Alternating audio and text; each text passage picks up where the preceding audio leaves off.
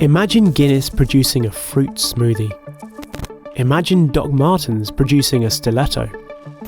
Imagine Lee Child writing a Mills and Boon novel.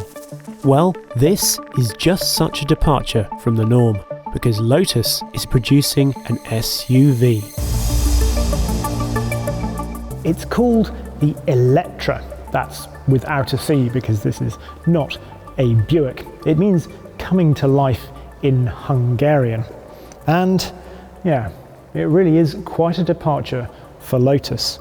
Now, before we go into the design and all the sort of the other technical aspects, I think we should get some of the headline figures such as we know them out of the way first. So 600 horsepower, at least 600 horsepower, power going to all four wheels, and this is an EV, so we have at least 100 kilowatt hour battery in it. Range is saying 348 miles via the WLTP testing, an 800 volt architecture, so that means that under a 350 kilowatt charger it should do about 18 minutes to charge up. Performance 0 to 62 under 3 seconds, top speed 162 miles an hour.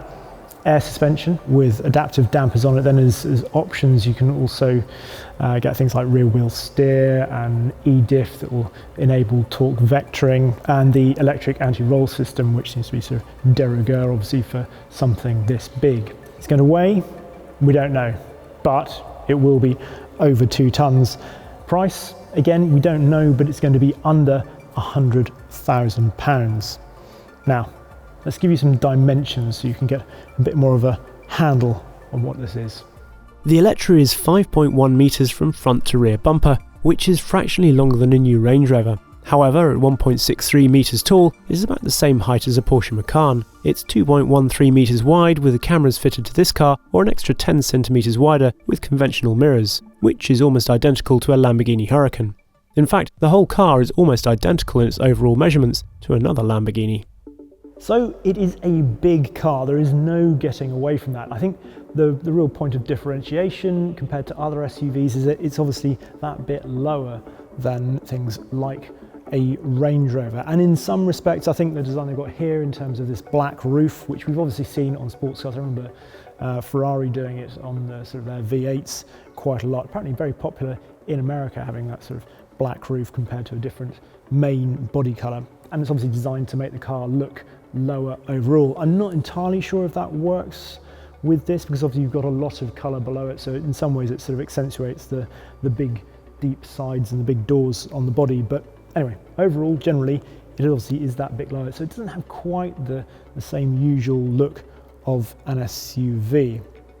Around the front, what have they done to make this really Lotus in terms of its design? Well, there's a big Lotus badge on it for a start. Cover that up. What does it look like? Well, there's a bit of Lamborghini Urus in here. I think if you said it was a second gen version of that, then I think, yeah, you get some thoughts of that, and perhaps that's not a surprise, because obviously Lamborghini also wanted to do the same thing, didn't they? They only produced sports cars before. They want to inject an awful lot of that into an SUV, and it has been extremely successful for them. So I hope the same applies to Lotus, and so they can keep building stuff like the Emira. Anyway, talking of the Emira and the Evija, this graphic here on the bonnet is obviously very reminiscent of those. This is a big thing in the press release. They talked about the porosity of bodywork. So they basically said it's got a lot of holes in it, and at that point you start thinking, well, is this going to be the automotive equivalent of a Swiss cheese or a Gaudi cathedral, depending on whether like your analogies gastronomic or architectural. And thankfully, initially when you look at it, you don't really notice all the holes, but the more you start looking around it, so if I come down here, I can look up through there and see where the air is going to flow up through there and then come up out over that bonnet. Also down here as well. These triangles, when you walk up to the car, it greets you with all sorts of dances with the light. And then these triangles down here, they say the car sort of breathes.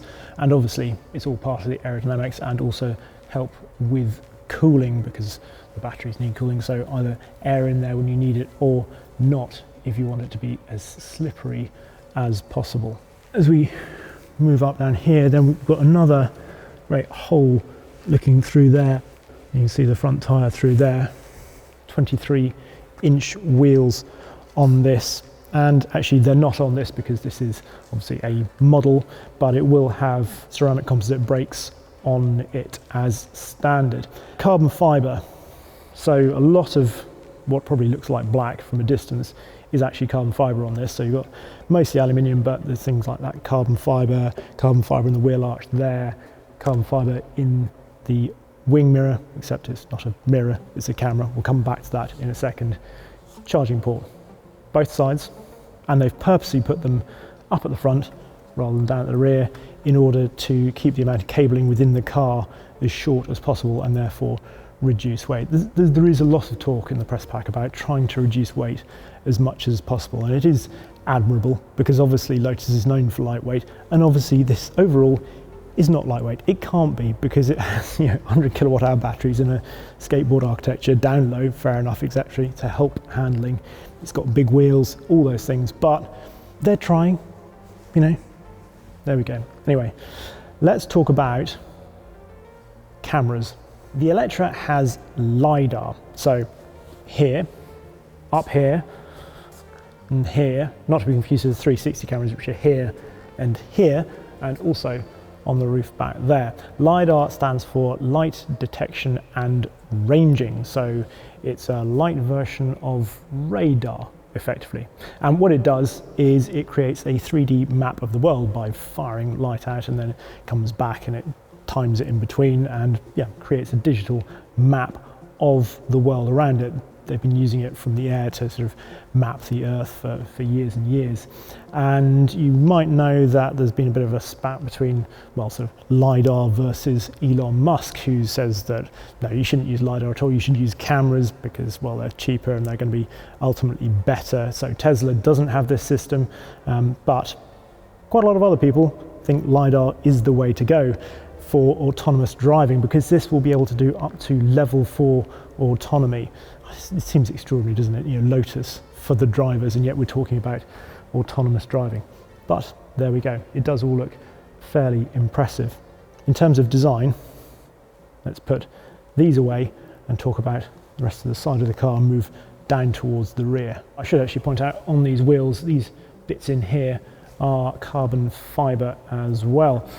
We've also got this big exit through here, so another big old functional hole in the side of the car, and then this really nice crease line that sort of runs down the side of the car there. I like that a lot. Moving down towards the rear then, we have these buttresses here, and the air goes in there and then comes out down here like that. And round the back of the car here, I suppose we should start with this, which reminds me very much of what we saw on Evija, and is a design nod to that, and clearly very functional. Another whacking great hole coming out of there. And in other aero things, you've got this split spoiler up here, which will be in carbon fibre according to the press release, and that directs the air down onto this, which is in fact a 3-position adaptive rear spoiler. Underneath it, we've got this huge long light bar all the way around here, which should look pretty cool at night. Reminds me actually the 992 911, which I think is such a cool looking car at night with that single strip.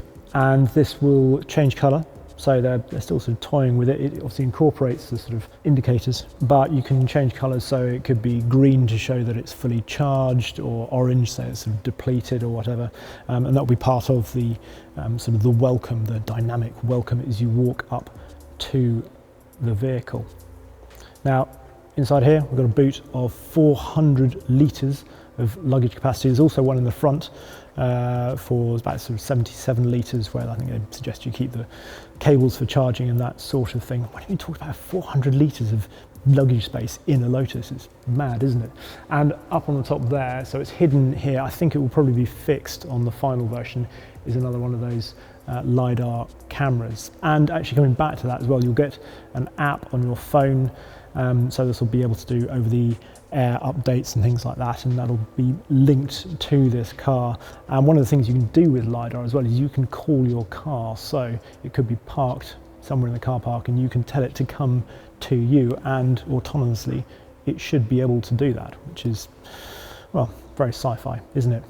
Anyway, Let's go and have a look inside it. With the interior of this car, I think they've done quite well in terms of making it feel both pretty luxurious and certainly sort of tech heavy, but also it feels pretty light and airy in here. We've obviously got this huge panoramic roof up here, but these seats they're pretty slim. There's this steering wheel really open and sort of, it's a beautiful thing with the switches here, physical switches. We've got regen on this side, they look like they're rocker switches on the back here, sort of, so perhaps not conventional paddles, and then drive modes on this side.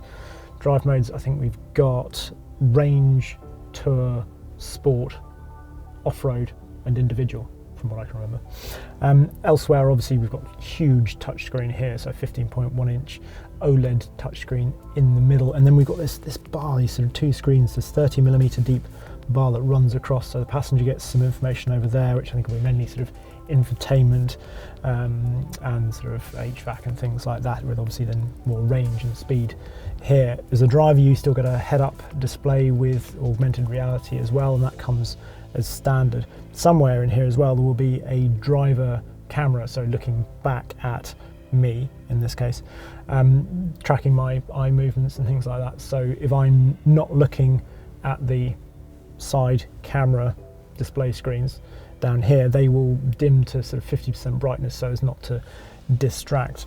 However, we have got a light bar in here as well, as you can see running around here. Actually reminds me rather of the one in the Cupra Leon that I've been driving recently. But that will change depending on sort of various things in the car. So it could be charge state, it could be a phone call incoming, things like that. So it will be sort of a reactive light bar. Other things to mention, well, we've got various materials in here. So I'm going to try and pronounce the name Kvadrat, I think is how you pronounce the name of the company who produces, I think, this material up here, which is sort of 50% wool material. But the whole idea is that we've got sustainable materials in here. It's also 50% lighter than leather. So again, trying to add some lightness back into the interior. One of the other materials it's worth mentioning is this bit here, which is carbon fibre, but not as we know it, Jim. So this uses the trimmed offcuts of carbon fibre, and then a bit like the forged carbon fibre I think that we've seen in Lamborghini, it sort of uses that, so it's not a regular weave that you'd be used to seeing. And actually, because now we see that regular weave everywhere, I think this is a bit cooler. It's sort of a slightly sort of marbled effect in there. So yeah, there we are. A bit of carbon, but not the sort of carbon we're perhaps used to. There are also all sorts of triangles when you look around in here, which makes a change from all the hexagons we're used to seeing in performance cars. I thought that was the only shape you could have, but no, lots of triangles, which obviously matches the grille at the front. We've got some physical switches down here, and this all feels very sort of dual-like. Speakers, Kef, who you might remember they talked about partnering with for the Emira, and they've done so again in here. So this is the upgraded speaker system in here, although I think the standard system gets these speakers as well, which are really lovely. These sort of exposed and very jewel-like items there. Standard one's 800 watts and it's a 2D system, whereas the upgraded one's a 1500 watt 3D system with Dolby Atmos as well. The standard thing, I think certainly in China, we'll come back to that in a second, will be this 4-seat layout, and obviously there's screens back there as well, but you can also get a 5-seat layout for this vehicle as well. What do you think of this? They've talked about this being born in Britain and then raised globally, I think is how the PR spiel puts it, which I find extraordinary that there are so many teams around the world doing this car, because we used to, Lotus is just coming out of Hethel basically, but there's a design team in Coventry in the UK, and then there's another team out in Sweden who are doing a lot of the EV stuff. There's another one in Germany who are doing more of the sort of drivetrain stuff and the homologation bits and bobs, and then out in China where this is going to be built. So this is going to be built in a brand new factory in Wuhan. So this is a really sort of global effort going into this car, which is because of the parent company of Lotus, which is Geely. And something that I think is potentially very good is the fact that probably the best EV I think that I've driven, certainly of the sort of normal EVs, if you like, the everyday EVs. One of the best realised has been the Polestar 2, and Polestar is obviously owned by Geely as well, so they know what they're doing, and I'd like to think some of that will, well, find its way into here. And you've got to think from Geely's point of view as well. Yeah, they've bought Lotus and they're obviously pumping a load of money into it, and they've given us kind of what we want really in the Emira. We've got a sports car that's really exciting. Everybody's just, you know, over the moon that it looks like a Lotus. We can really get excited that's going to, you know, take the battle to Porsche a bit, and it's at a price point that we all want, and it feels like this is probably the payback. They look at it and they think, well, if Lamborghini's, you know, selling the Urus hand over fist, and, you know, Bentley does incredibly well with the Bentayga, there's obviously the Range Rover that sells by the bucket load, so why not? They've got to produce something like this to make the money, and if that means that we can get cars like the Emira, well, so be it. You know, it's being realistic, I suppose. And of course, because this is a Lotus, we shouldn't discount the fact that it may well be surprisingly terrific to drive. If someone like ride and handling guru Gavin Kershaw says that it will be a true Lotus, then we really should give it a fair crack of the whip. Riddle me intrigued. Anyway, do you think this is a bigger jump for Lotus than Ferrari's new SUV will be for them? Is the Eletre an even bigger leap than the Cayenne was for Porsche? Let me know in the comments down below, and yeah, please don't forget to subscribe to the channel.